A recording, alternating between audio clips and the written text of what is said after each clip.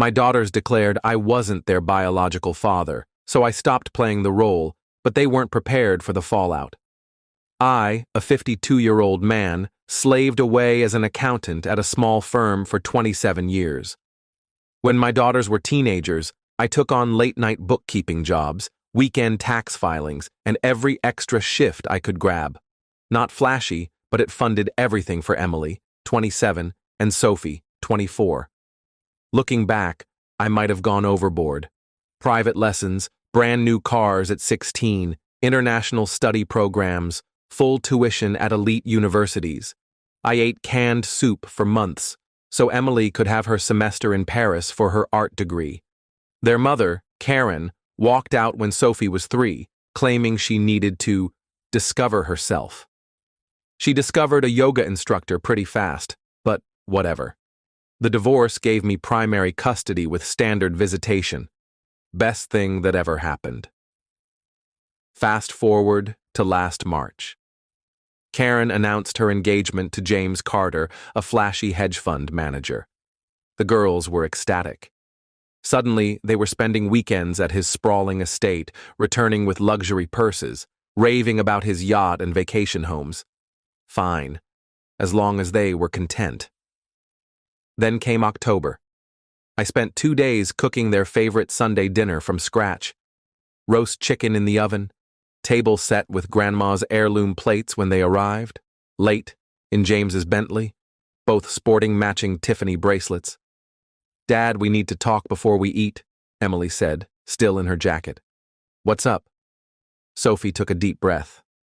"We're spending Christmas with Mom and James in Aspen. He's booked a lodge." "That's okay," I said, though it hurt.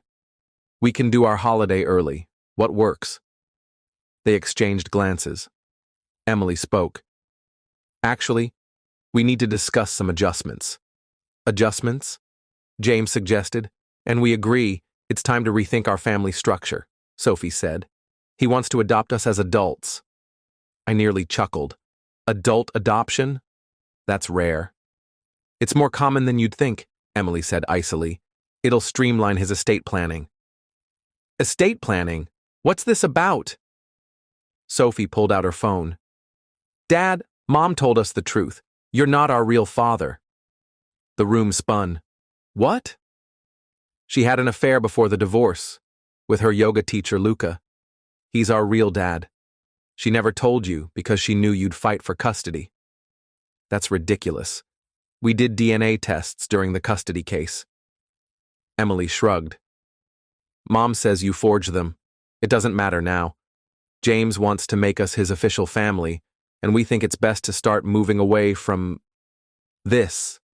She waved at my modest home.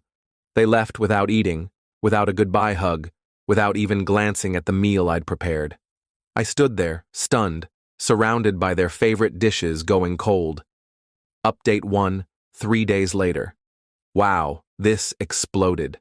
First, to clarify, I am their biological father. The DNA tests from the custody case are in my safe deposit box. I double-checked today, 99.9% paternity for both girls. But here's where it gets juicy.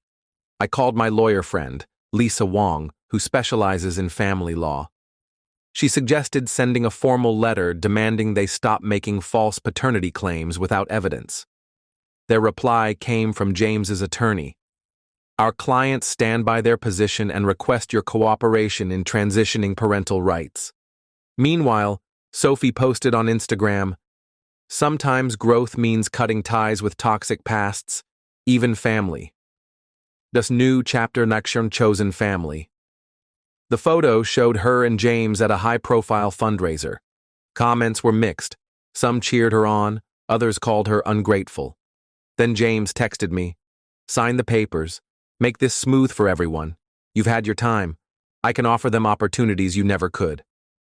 I replied once, "Provide DNA proof, or stop contacting me." His response? "Don't humiliate yourself. Real men know when to step back." The real bombshell?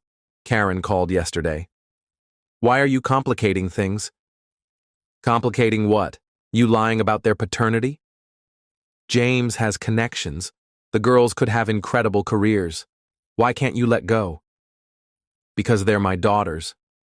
God, you're so obstinate. Fine. James knows people. Don't make us drag this to court. Something felt wrong, so I started digging. Update 2, 1 week later. That digging paid off.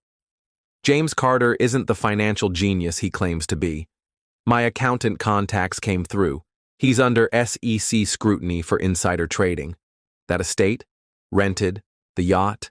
Leased from a client now suing him? And why he wants my daughters? He's been posing as a family man to woo traditional investors. Having 2 successful adult daughters, Sophie's in advertising, Emily's in museum curation, bolsters his image.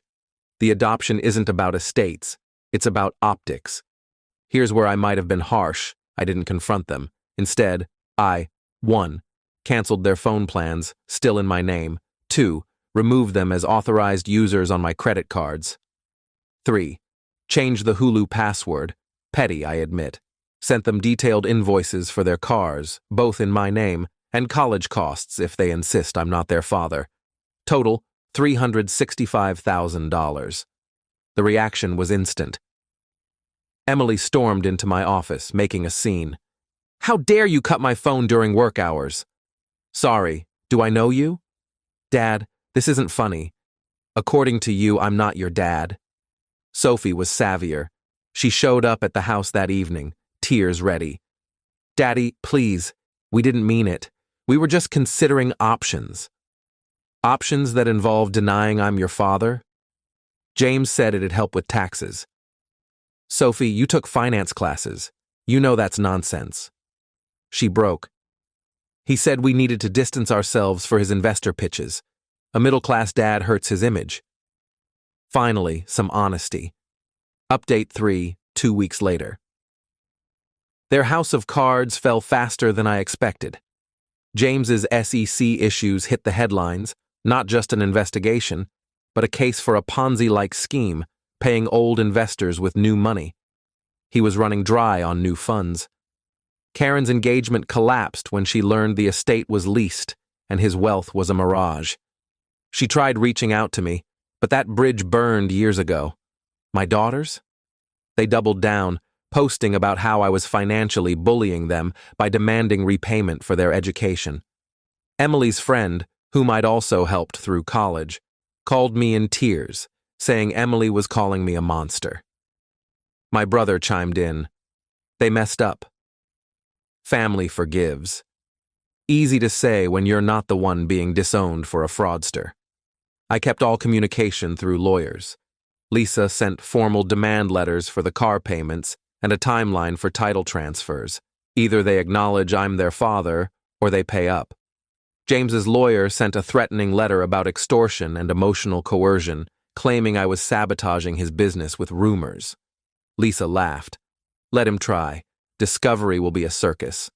Social media turned into a battlefield. Team Dad versus Team Daughters.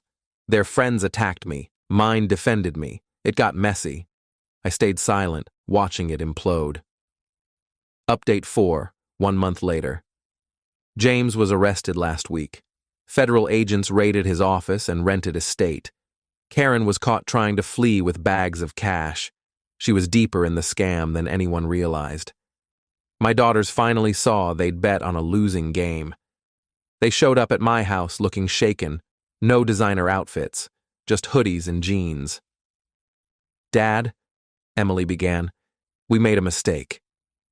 Several, I corrected. James is gone. Mom's likely going to prison. Sophie swallowed. We need help. What kind? The FBI froze our accounts. They think we're involved because we attended investor meetings with James. Were you involved? They exchanged nervous glances. Emily whispered, we may have moved some money. James said it was for tax reasons. I sighed. Get a real lawyer. We can't afford one. Our cards are maxed, accounts frozen. Sounds like your problem. They left crying. I felt nothing but exhaustion. Final update, 3 months later. The dust has settled. James got 12 years in federal prison. Karen got 3 for conspiracy. She turned on him instantly, spilling everything. My daughters weren't charged. The prosecutor deemed them naively complicit, not criminal. But their reputations are ruined. Emily lost her museum job. Sophie was let go from her agency. The scandal was too much. They're sharing a small apartment, working retail to get by. They've paid about $14,000 toward the cars. I'm not expecting the rest. Last week, Emily sent a letter. Dad, I don't expect you to forgive us. We chose greed over loyalty, lies over family. Every sacrifice you made, every late night, every time you put us first, we threw it away for luxury bags and glitzy events. I see you now, and I'm so sorry. Your daughter, if you'll still claim me, Emily. I haven't replied, and might not. Sophie's letter was briefer. I'm sorry for it all. You deserved better. My brother still says I should forgive them. They're your kids. Are they? They were certain I wasn't when James's money was flowing. Me? I'm okay. Took my first vacation in years. Started dating, Lisa's cousin, actually. She's kind, a teacher, no drama. Got promoted to chief accountant. Turns out, without the stress of my kids, I thrive. Do I miss them? Every single day. But I miss who I thought they were, not who they proved to be. Will I forgive them someday? Maybe. Trust? That's earned, not given, and they've got a long road ahead. The toughest lesson? Love shouldn't have conditions, but respect must. Thanks for following my story. It helped to share. Now I've got a life to live. Edit. To answer common questions. 1. Yes, the DNA tests are legit, from the original custody case. 2. No, I'm not funding their legal issues. 3. Yes, they're both trying to rebuild their careers. 4. No, I don't regret cutting them off. 5. Yes, I kept all the receipts, every single one. When someone shows you their true colors, believe them the first time.